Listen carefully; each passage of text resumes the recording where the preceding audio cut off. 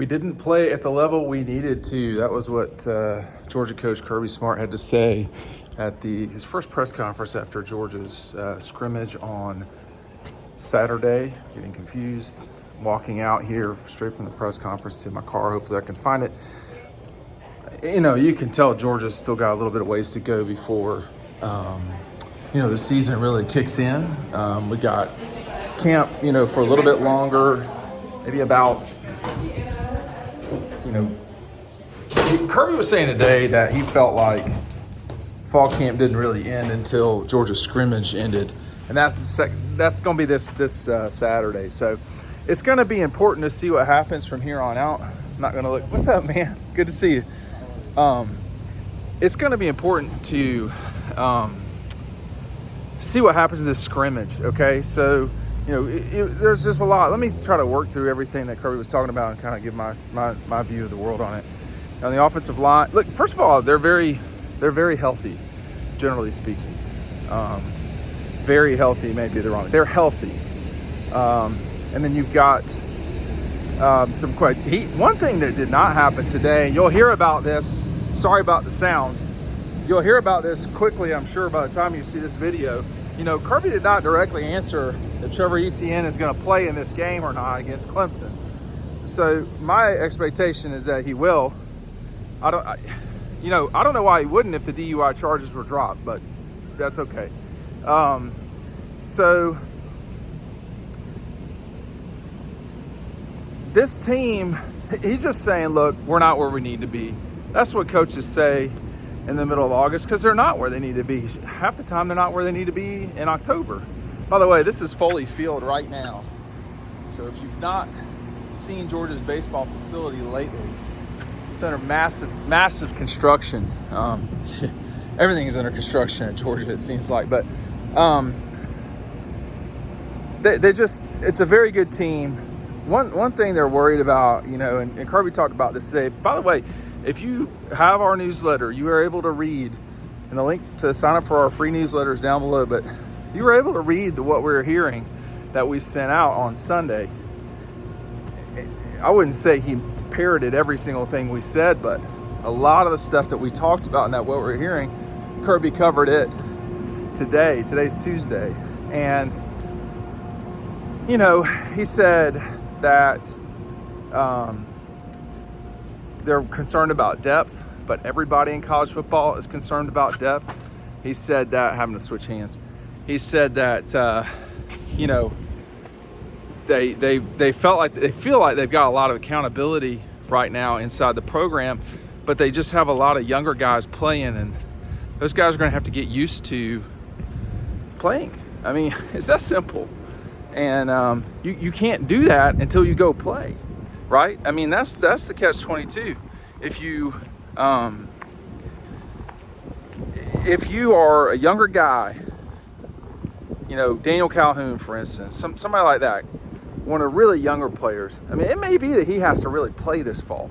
Or if you're KJ Bolden, or if you're Nate Frazier, or kind of whoever, it's going to be challenging to just, jump out and play immediately when you've never played before. And like, you can be really good and be Nate Frazier or Dwight Phillips or whoever, and you know how to run a football, but you don't quite know you've not quite yet dealt with the nuances of the scheme at Georgia. The nuances of whatever it may be, and that's the challenge of being a young guy playing, okay? I remember it. It's not fun. You can be confused. It happens. But they're not going to go where they want to go until they play. And the good news is too, is that they play somebody really good right out of the bat. Like, it's not like, their whole season is going to be determined by what happens in Atlanta. But they're going up against a Clemson offense that's just not great.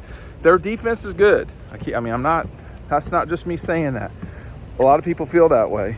And there'll be a real challenge for, Carson and all of them. But that's the challenge that they're going to have to deal with as it happens. You can't just make something happen that hasn't happened before. So for Kirby, I think he would rather they be further along than they are right now. He's talking about how he has confidence in the DBs, but they're not doing it yet, and they got to go do it. Yeah, I mean, that's they recruited all these guys for a reason. But he wasn't happy with the scrimmage. That wasn't something he was real happy about, and that's understandable. I think when you start thinking about probably everything that happened wrong in the scrimmage, and we got pretty good reporting on the scrimmage, I feel like, and the way Kirby described it is the way that we reported it, which was there was some explosion. I mean, we said that the defense probably won the day, but the initial thing was it was just kind of, you couldn't tell, right? Like, I don't know that there was a global winner the more I hear about it. So, they've got thank you. They've got time here, but you're coming off your first off day, which was Sunday, I guess. You're going into your second scrimmage. It's time. It's time for younger guys who have not yet, done what they needed to do to start doing that. It's time for, he was talking about how well Carson had been during camp, saying, that he had been very attentive and something. I can't remember the other part. But, it's important for him too. The depth thing, that's something I've written about a lot. And I think, y'all, really what it is more than anything, this is just what's going on in college football. And Kirby was talking about, I can't remember the exact term, maybe the denigration or disintegration. I don't know. I grew up in DeKalb County. I don't know big words. But he was saying something about how, football just kind of isn't what it used to be. But they have the same number of players. They just, I think the quality at the bottom is not what it was in 17. That was one thing he was talking about. There's just a lot.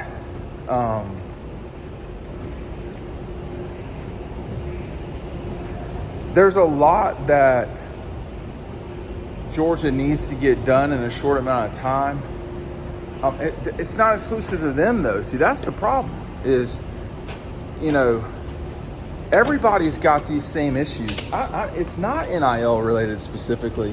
Now, one thing that he was talking about today may be, which is this idea of going to 105 scholarship players from the 85 that, we've got right now.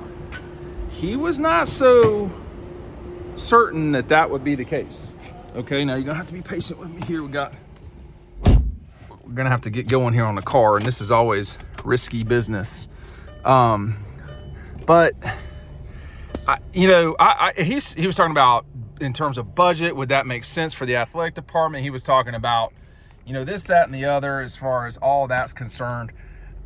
I don't know, if Georgia will go to 105, but I know if they want to stay at 86, they go to 86.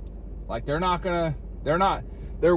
was talking about how the NIL possibilities and all this stuff. So, I don't know. I think in terms of the 24 season, this is a good team. Like, this is a team that, could, I don't know about should, probably should, I guess. We'll have to see how the first month of the season goes, win the national championship. But they do have hurdles in their own way. Or hurdles in their way. Some of it's their own doing. Some of it's, the schedule is really tough. But it looks like, globally speaking, they're kind of where they need to be in terms of, injuries. They're not that banged up. And I've seen Texas, maybe Michigan, but Texas, guys are losing running backs. He was talking about the running back room that ETN really provides the, I don't know what the right term is. The ETN provides the spark in that room. Of course, he's the oldest guy, Roderick, and Roddy actually asked a question, and Kirby just sort of heard the question and chose to answer it however he would like. He didn't talk about Roderick or Branson or Roderick's injuries, not that I can recall at least. And then he certainly did not answer the question about ETN playing or not playing in the Clemson game. Again, though, I have to say, and I don't think, I mean, it was a completely adequate question. It was a good question. I don't see why ETN would not play if he had no charges. So that's not to fault the question, believe me. I don't know, though, why Kirby couldn't just go ahead and say, yeah, he's going to play. But it may have slipped his mind. Like, I don't know. Like, I'm sitting here talking to y'all, and your train of thought sometimes goes from one way to another. No one else followed up on it. You know, it sounds like they're expecting Hall back. It sounds like they're expecting Wilson back. I think the question with all of these situations is, when will they be back? Like, when is it going to be that those guys that you're expecting to play, when will they be back? I don't know, right? That's the part that's harder for me to sort of comprehend, know, whatever you want to call it, because, you know, I mean, I'm not Ron Corson, and probably Ron has a very good idea, but not a certain idea. So there's that. But they can't be like, I tell you, for me, with Georgia, it's this. They're a really good team, but 3 of their first 4 games are legitimately games they can lose. Will they? No, I do not think they'll lose 2 of them. Okay, I'm not sure I believe they'll lose any of them. But I'm just saying they are legitimate foes. You're not opening up with 2 directional schools like you did a season ago. There's a huge difference there. You know, when you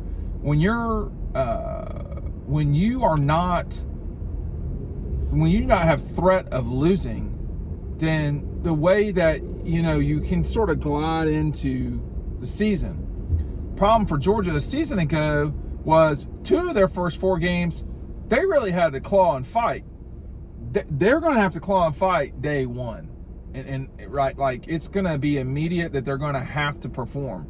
So they know that now in camp. That's why those beginning games mattering, like one of the first 2 games sort of mattering, I think that's good for Georgia. But they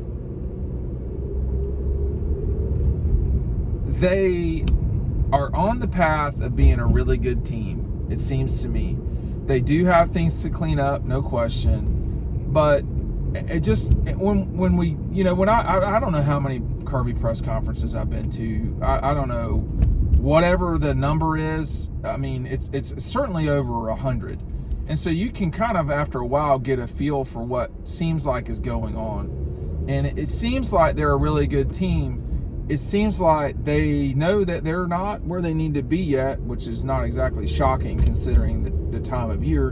And I think they're wanting some young guys to either be better than they are, or to, that's the wrong way to put it, they're wanting younger guys to kind of get it moving. And that's the hardest part. Like, that is one of the hardest things to do, is get young guys who have no clue what's going on to have a clue of what's going on. And that's what August is for, you know. That's what August is for, is to do that sort of stuff. It's tricky. But they have all, I mean, I think they have all the pieces to the puzzle. I mean, one thing he was talking about as well was, you know, if your offensive line, he said that's the one play, that's one of the fastest places you can get exposed. Yeah, because you can't function as an offense, you know, like that's the hard part. But, you know, one thing he talked about with depth, and he said, you know, we're probably better off than other people, is that they feel like they have less depth now than they kind of ever have had. You know, and one thing that I wrote about in what we were hearing was him screaming, you know, we've got to be the softest team that we've ever had here. And some of that's motivation, but some of that may just be, man, we're having a hard time keeping the pace of practice up because we don't have the depth of guys to do it. I think Brooks asked him about, you know, dealing with injuries, and they don't really have a lot of injuries, but he was saying about, you know, is football causing injury? You know, is just playing the sport, and is certainly playing the sport. You know, you're tackling another man to the ground. That's or a very old boy to the ground. Like, you know, that's a hard thing to do on anybody's body. You're constantly striking. It's collision based. It's just a hard sport. They're fortunate they've not had a major injury yet. But as Kirby said, and I will reiterate, injuries are a part of football, which goes back to the concern about depth. And, where will this team be where they need to be in October? Excuse me, in December, when they need to be, when they need to close games out or even rally from behind? Will they have the depth to do that? There's not going to be a lot of teams that have better depth than Georgia. Maybe Ohio State. I'm not even sure I can really say that with a straight face. So, I don't know, but this is a team that I think is really good. I was hoping that we were told we were to have an open practice today. That turned out not. They said that wasn't going to happen a couple hours before it happened. I'm sure everybody that drove over from Atlanta is not happy about that. But I was hoping to have that. Hopefully we'll have something like that on Thursday that we can talk about. We'll see. But he wasn't pumped up about. He was not pumped up about the scrimmage, and I get that. I get that. But you're gonna. And he said the good news, and he's right. The good news is they get to go back out there on Saturday to have a scrimmage and kind of redo it. And we'll see what happens then. Will guys be more consistent? Will the defensive backs fight? And get where they've got to go, because he's what he's saying is true. He's saying, hey, we need the DBs. It's probably just substitute the word DBs for everybody. We need everybody to get where they got to go, but you cannot. There's no fast forward button in development, and everybody's going to have to do what they have to do to get where they got to go. And sometimes a lot of that's just going to be playing in a game. Anyway, thanks for watching. We'll see you on the next video.